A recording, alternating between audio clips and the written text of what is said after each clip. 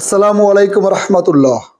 সম্মানিত দর্শক, আমরা অনেকেই দেখছি বিএনপি চেয়ারপারসন বেগম খালেদা জিয়ার উপদেষ্টা অ্যাডভোকেট ফজলুর রহমান, এই লোকটা যেইভাবে টকশো থেকে শুরু করে বিভিন্ন মিডিয়া বক্তব্য, সেমিনার, সিম্পোজিয়াম দাপিয়ে বেড়াচ্ছে এবং যেভাবে বিষোদ্গার করে কথা বলছে, তাতে মনেই হচ্ছে যে একেবারে পরিকল্পনা মাফিক বিএনপিকে ক্ষতিগ্রস্ত করার জন্যই এই লোকটা মাঠে নেমেছে। একটা বাস্তবতা যদি বলি, দেখুন, আমরা যদি এই লোকটার পরিচয়টা যদি আগে চিন্তা করি, যেই ব্যক্তিটা, এই অ্যাডভোকেট ফজলুর রহমান, সে কিন্তু ছাত্রলীগের সভাপতিও ছিল, সেক্রেটারিও ছিল, আবার সে আওয়ামী লীগের সংসদ সদস্য পর্যন্ত ছিল, আবার কৃষক শ্রমিক জনতা লীগেরও দায়িত্বে সে ছিল, পরবর্তীতে সে বিএনপি নেতা সেজে যায়। এই যে ছাত্রলীগ আওয়ামী লীগ করা, যার রক্তের মধ্যে আওয়ামী লীগ, যার রক্তের মধ্যে ছাত্রলীগ, যার রক্তের মধ্যে হচ্ছে মুজিববাদী, সেই লোকটা কিভাবে বেগম খালেদা জিয়ার মতো দেশপ্রেমিক একটা নেত্রীর উপদেষ্টা হতে পারে, এটা আমার মাথায় আসে না। আর তার বক্তব্য একেবারে ওলট পালট, পাগল ছাগলের মতো। সে একটা চরম মাপের বেয়াদব এবং রাজনীতি করার একটা অযোগ্য অপদার্থ একটা লোক।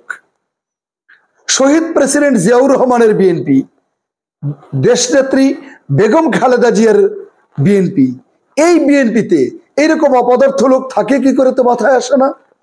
গতকালকে ফেস দ্য পিপল নামের একটা পেজে যখন এই ব্যক্তি টক শোতে আসে, একজন ভদ্রলোক এই ব্যক্তিকে প্রশ্ন করে যে আপনারা এখন এত হামটি ডামটি দেখাচ্ছেন, তো বিগত 15 বছর আপনারা তো একটা বালুর ট্রাক সরাতে পারেন নাই, এখন তো বড় বড় কথা বলছেন। তো ভদ্রলোকের এই প্রশ্নটা শুনে এই অ্যাডভোকেট ফজলুর রহমান এত ক্ষেপে গেলেন এবং তিনি তো তাকে একেবারে রাজাকার, শামস, যা ইচ্ছে তাই গালি দেওয়া শুরু করলেন, জামাত শিবির ট্যাগ দিতে শুরু করলেন। কেন ভাই? আপনি যদি এত উত্তেজিত হন, ধৈর্য যদি না থাকে, দর্শকের কথা শোনার মানসিকতা না থাকে, সুন্দর স্বচ্ছ রাজনীতির মানসিকতা না থাকে, তাহলে আপনাকে রাজনীতি কে করতে বলেছে? আপনি যারে তার ইচ্ছা আপনি রাজাকার বানিয়ে ফেলেন, এটা তো স্বৈরাচারী হাসিনার কাজ ছিল। মুক্তিযুদ্ধ এবং রাজাকারের চেতনার ধুয়ো তুলে এই 54 বছর বা 53 বছর তো শেখ হাসিনা ব্যবসা করেছে, আওয়ামী লীগ ব্যবসা করেছে। সেই একই ব্যবসা যদি বিএনপির নেতাদের মধ্যে সংক্রমিত হয়, তাহলে এই মুক্তিযুদ্ধের চেতনা আর এই চেতনার ব্যবসা নিয়ে এই দেশ তো এগোতে পারবে না। অ্যাডভোকেট ফজলুর রহমান, আপনাকে মাথায় রাখতে হবে, একজন রাজনীতিবিদকে দর্শক যে কোনো ধরনের প্রশ্ন করতেই পারে প্রশ্ন। আপনি ঠান্ডা মাথায় তার সৎ উত্তর দেবেন। ও জানি উত্তর তো নাই। এখন তো 5ই আগস্টের পরে আপনি ফজলুর রহমানের মতো, শামসুজ্জামান দুদুর মতো বিএনপির নেতাদের কথায় বোঝা যায় যে তারা হ্যান করেঙ্গা, ত্যান করেঙ্গা, সারা দুনিয়া উদ্ধার করেঙ্গা। কিন্তু বাস্তবতা কি? বাস্তবতা হলো 15 বছর বালুর ট্রাক আপনারা সরাতে পারেন না, এটা অস্বীকার করতে পারবেন না। ওই যে ভদ্রলোক প্রশ্ন করেছে, যৌক্তিক প্রশ্ন করেছে, আপনি ঠান্ডা মাথায় উত্তর দেন, তা না বলে আপনি রাজাকার বলে গালি দেওয়া শুরু করলেন। তা আমার কাছে মনে হয় যে বিএনপির ভেতরে এই ফজলুর রহমান, বিএনপিকে ক্ষতিগ্রস্ত করার জন্যই যেন ফজলুর রহমান মিশনে নেমে পড়েছে। বিএনপির ঊর্ধ্বতম কর্তৃপক্ষের উচিত এই ফজলুর রহমানকে এখনই থামানো।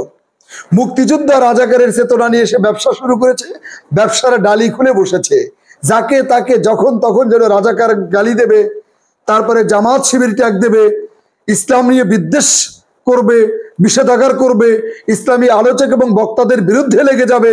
এগুলো করলে ভাই আপনারা টিকতে পারবেন না। স্বৈরাচার হাসিনা পালিয়েছে, আওয়ামী লীগ পালিয়েছে ভারতে, আপনারা কোথায় পালাবেন বলুন তো? অতএব শহীদ জিয়ার আদর্শের যে বিএনপি, দেশনেত্রী বেগম খালেদা জিয়ার যে বিএনপি, সেই বিএনপিতে ফজলুর রহমানের মতো অপদার্থ অযোগ্য রাজনীতিবিদ থেকে বিএনপির ক্ষতিগ্রস্ত করুক, এটা নিশ্চয়ই বিএনপিও চায় না। বিএনপিও চায় নিশ্চয়ই যে স্বচ্ছ ধারার রাজনীতি তারা করুক। আর বিএনপি যদি স্বচ্ছ ধারার রাজনীতি চায়, এটা তারা যদি প্রমাণ করতে চায়, তাহলে ফজলুর রহমানদের মতো টালমাটাল উন্মাতাল উন্মাদ রাজনীতিবিদদেরকে বের করে দিতে হবে। তাহলেই বিএনপি স্বচ্ছ ধারার রাজনীতিতে আরো এগিয়ে যেতে পারবে, আরো বেগবান হয়তো হতে পারবে।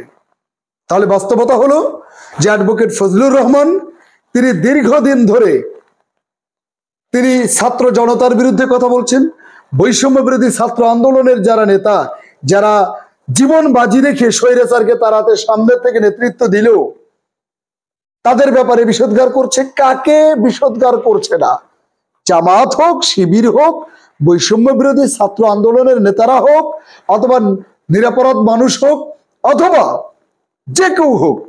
এবং আরেকটি ব্যাপার তার কথায় তো বোঝা যায় যে আওয়ামী লীগকে পুনর্বাসন করার জন্য সে যেন মাঠে নেমেছে। তার এই স্বপ্ন এবং স্বাদ কোনো দিন পূর্ণ হবে না, কোনোদিন জাতি পূরণ হতে দেবে না।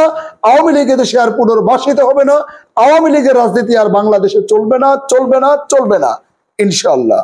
আসসালামু আলাইকুম রহমতুল্লাহ।